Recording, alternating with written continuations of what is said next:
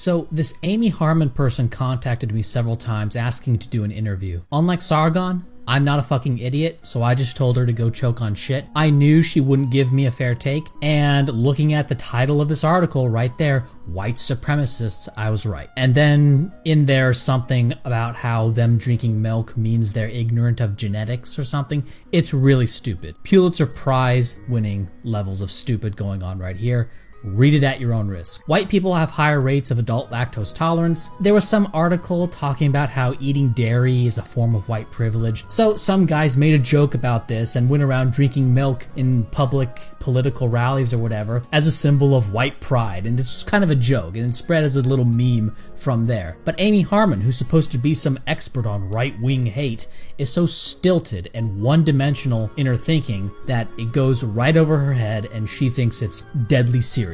And you read this article and it's all over the place. White supremacists, white supremacists, white supremacists. Nobody besides fucking wignats like Chris Cantwell or Richard Spencer calls themselves white supremacists. That term is a smear. It's not a neutral descriptive term. And so when someone says white supremacists all throughout the article, you know this is shit. Now, let me just skip ahead and show you that this is approximately what race realists think the IQs are of major racial groups, focusing primarily within the United States. And these differences are about 80% a function of genetic differences or about 80% heritable according to what I think about this. Now, other race realists or people interested in human biodiversity, they'll have different numbers and there's a spectrum of debate. So agree, disagree, arguing for this is beyond the scope of this video. I'm just saying this is what the position is. But when Amy Harmon smears this conclusion as white supremacist, it is nonsense on a level that illustrates that Amy Harmon is knowingly lying or just doesn't bother to even do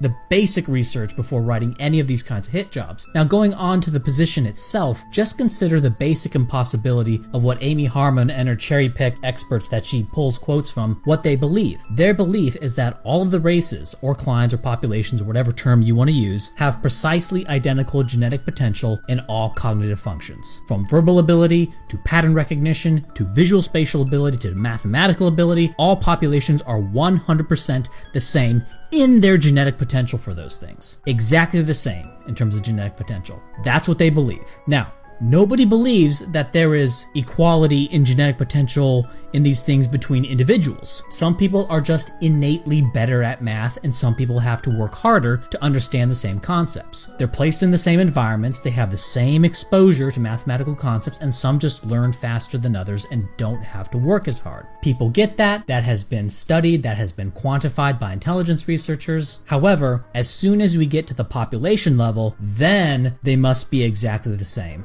That even though individuals can differ, and say an individual black person could be genetically more predisposed to higher intelligence than an individual white person, the average for these populations must be 100% exactly the same. Now, if you think I'm strawmanning these people, I am not. I've dealt with these people for over a decade. This is what they believe. I'm simply presenting it up front in a way where its stupidity is glaring. I'm presenting an absurd proposition that they have in a nutshell when it's not meant to be presented in a nutshell. The ultimate craziness of what they're saying is meant to be eased into you in stages. Look at all the extensively documented racial and subracial differences in hair, in skin, which is the largest organ in the body, by the way, in bones, in muscle types and distribution, racial differences in where fat is stored, racial differences in organ sizes. And guess what? Virtually all modern studies on race and brain size and brain morphology show differences there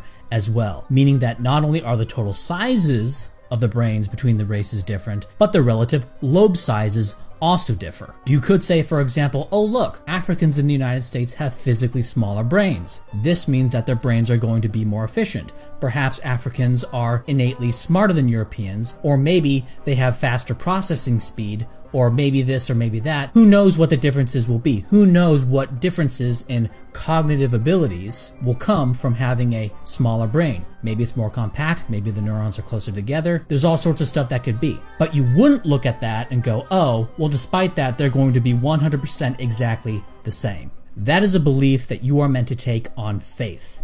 Make no mistake, faith.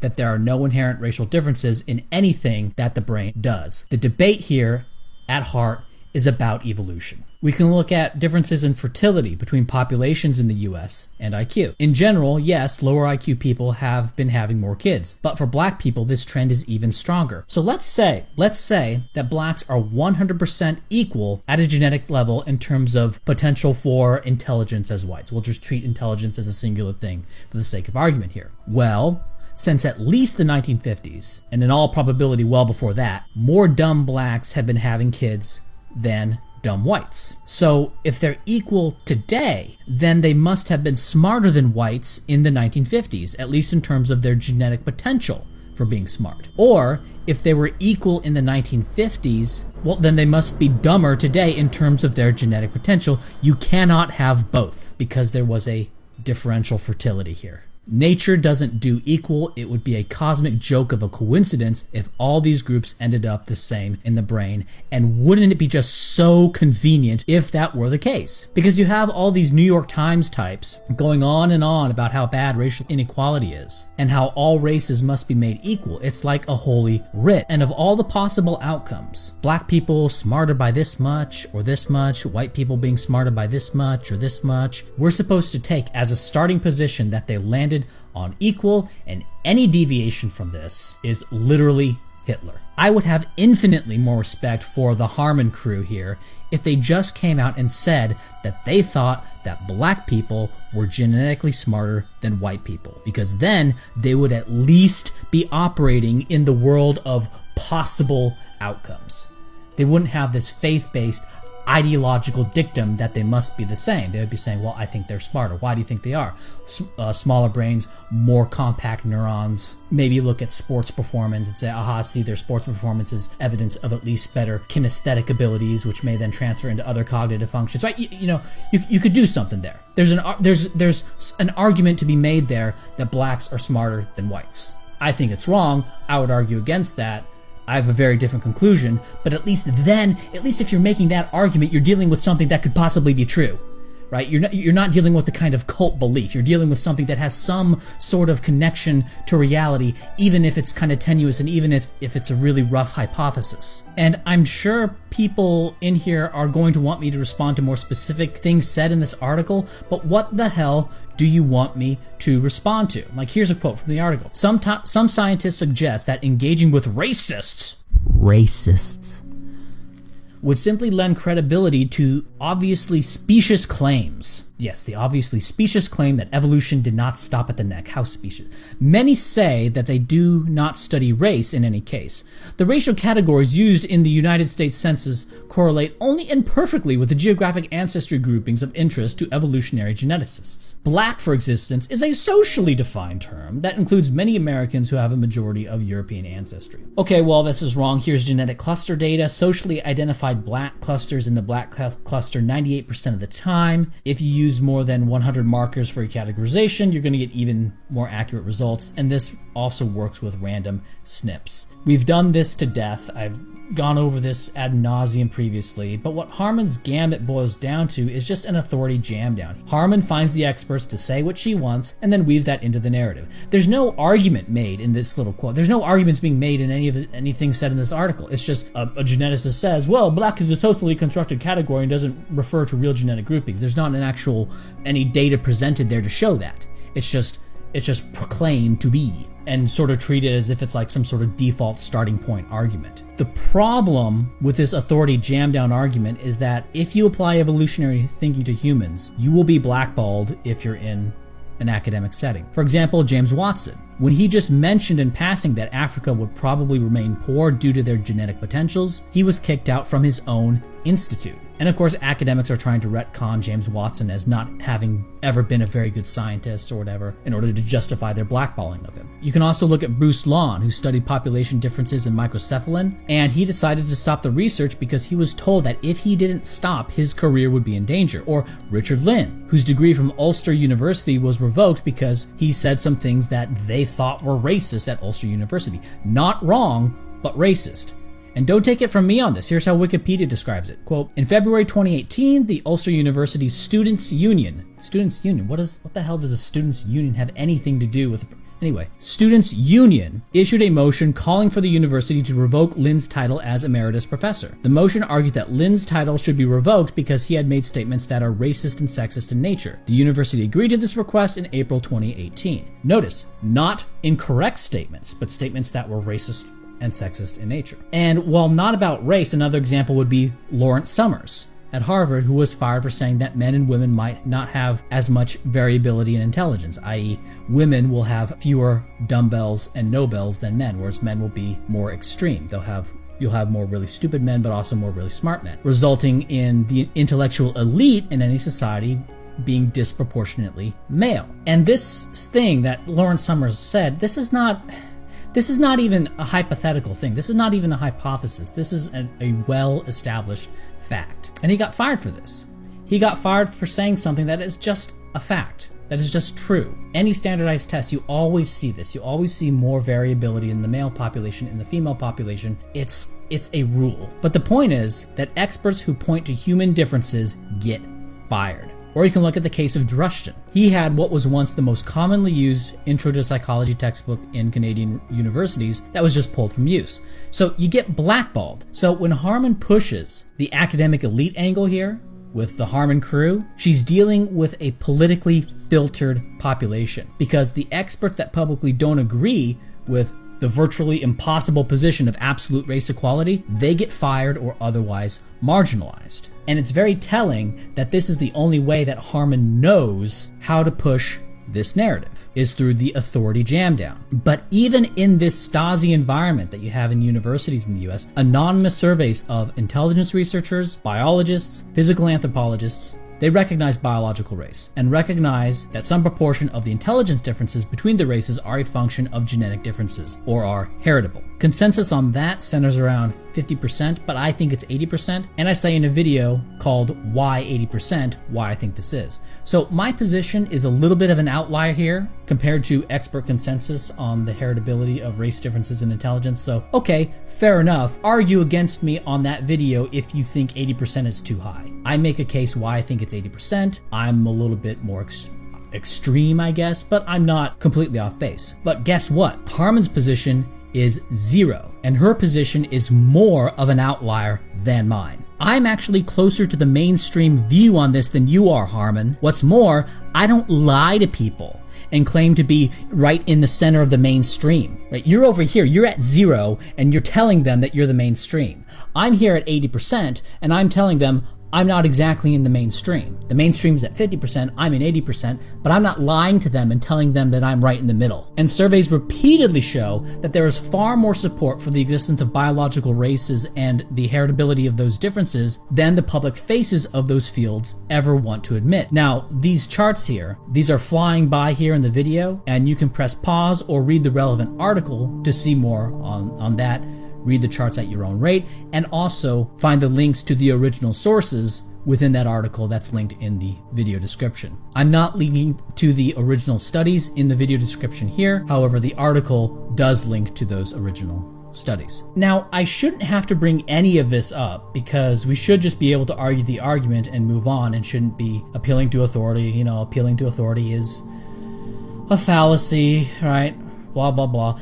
But I know that people listen to experts, so I have to point out that the experts who talk openly, they're the ones who are politically filtered, which is why you need anonymous surveys to figure out what the experts actually think, as opposed to relying on the politically filtered people that like to talk to the press, and that the press likes to talk to. Keep that in mind, that Amy Harman is going to seek out people with credentials with a certain point of view on any topic. Basically, about a third of relevant experts in the West, 2/3 of relevant experts in the former Soviet Union and Warsaw Pact, and basically 100% of the relevant experts in China have views on the existence of biological races and the heritability of race differences in what we call intelligence that would be described as race realist. Though I'm pretty sure that's not a term they use in China, probably not even in the former Soviet Union. Harman banks on authority jam-down tactics to push a narrative that is dumb as pig shit. It's Pulitzer Prize-winningly stupid,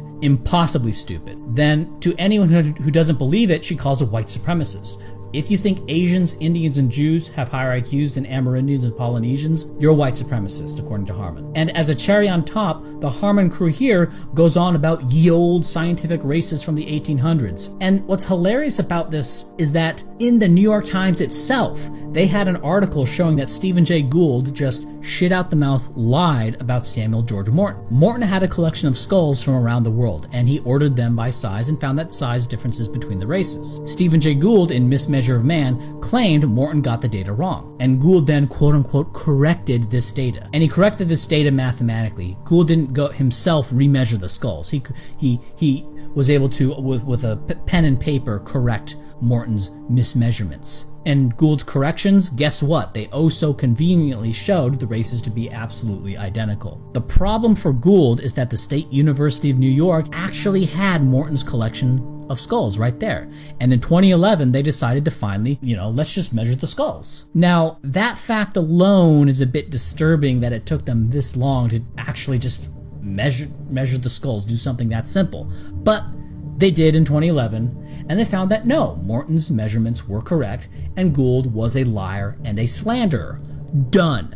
Morton's measurements were right, Gould knowingly lied. Case closed. There's a few hacks floating around on Twitter that like to do all sorts of mathemagic to vindicate Gould. Buddy, it's a fucking volume measurement. It's not rocket science. There's not a whole lot of room for mathemagic to try to vindicate Gould's corrections of this. No, you measure the skulls, you measure the volume of the skulls, the end, done. Morton was right, Gould lied, case closed. Now, the only reason we know that Gould lied about Morton is because we have Morton's skulls. Everyone else's collections were lost, so there's no way to check those. There's no way to check the claims that Gould made about all these other guys mismeasuring skulls. And beyond this, modern measurements, those including those that use MRIs, they vindicate what Morton and all the old scientific racists, quote unquote, were saying. So what are we to say now? Are anthropologists fudging the numbers up to the 2000s? This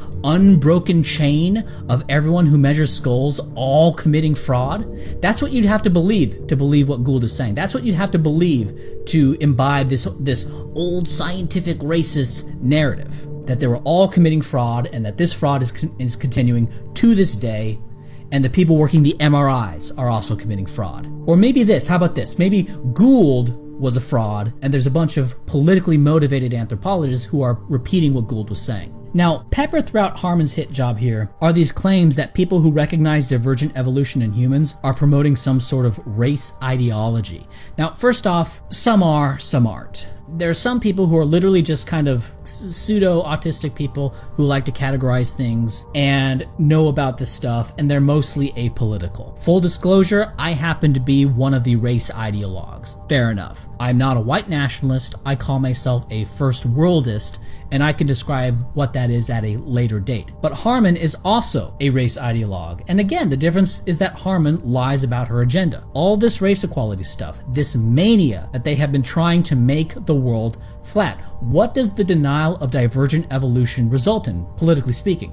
Well, it results in a kind of racial nationalistic rage, a rape and revenge narrative that tends to motivate all nationalistic excesses. This belief that we were wronged by the country around us, so we have the right to take revenge upon them. That's where you get the atrocities. The atrocities are always motivated by a sense of revenge against people who have done us wrong. The reality is that when you control for IQ, these race differences in economic outcomes not only go away entirely, but in some cases invert. But you have blacks and Hispanics imagining that the cause of their being poorer than whites is a result of various boogeymen sort of lumped into this notion of white privilege. White privilege, a privilege that nobody wants. You got all these people pretending to be Indian, pretending to be black. Nobody wants this privilege, and the very fact that white privilege is sort of an epithet to be used against whites is a piece of evidence itself that white privilege doesn't exist. Basically, the ubiquity of the concept of white privilege is evidence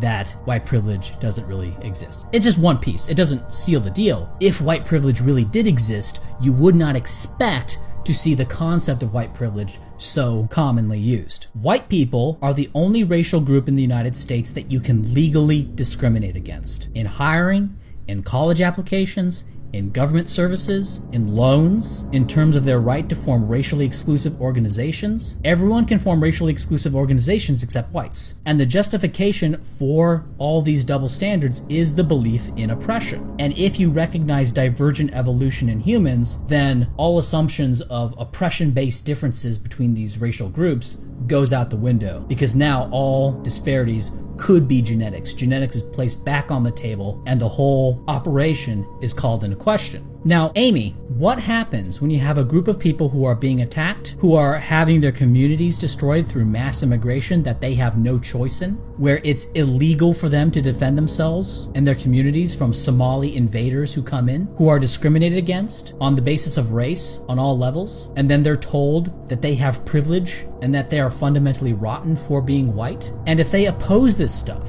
if they try to fight back in whatever way they know can, probably not in the most effective or eloquent way, you smear them as alt-right or reactionary or racist or, in this piece, white supremacist. Fire them.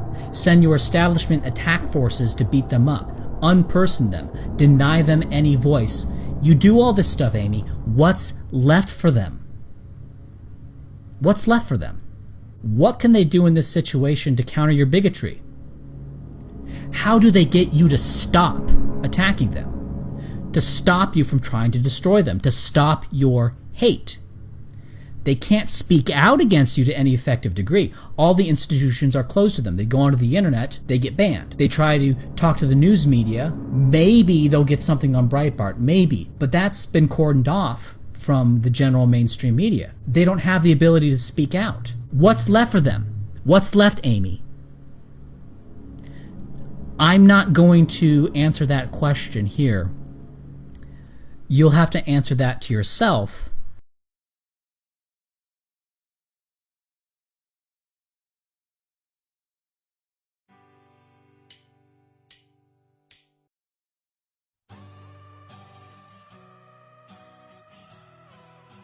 Alright, it's time to come back. I'm ready to be back, taking a crack at 2 videos a week now. We'll see if I can keep that up. It'll be a bit different now though. Previously, I had a lot of videos that were massively backed up by a lot of prior data that was gathered over previous years. But that has since been exhausted. My YouTube channel has been, in a sense, a harvesting of prior work that I and Sean have done. I then tried to maintain that level of output with that level of data after the prior data had sort of been harvested, which was of course impossible. I can keep up that sort of post-Kraut pace in terms of number of videos, or I can keep up the level of data per video, but I can't do both. So I had to make a choice. Do I keep up the level of data, or do I keep up the volume output? And I've chosen to keep up the volume output. Of course, I'll always be data-driven, but it cannot be at the previous level. It just can't. Now, if you like what I'm doing here, please consider donating to my friend who runs the Patreon page, Cool Tapes. He'll make a cool picture, and it seems like he does it every time I put out a video on this channel, but I'm sure that's just a coincidence. But just know that each video I make takes between 12 and 20 hours to make, so just keep that in mind when deciding whether or not you want to donate to this guy, Cool Tapes. Take into consideration how long it takes me to make a video when deciding whether or not all you guys want to give him, you know, $500, $600 per picture he makes. So I'm back, and it looks like alt-right is kind of fading away, and I think we now have a chance to start something from the ground up. Something with a proper formalized platform, a clean slate, a new beginning of the first worldist era.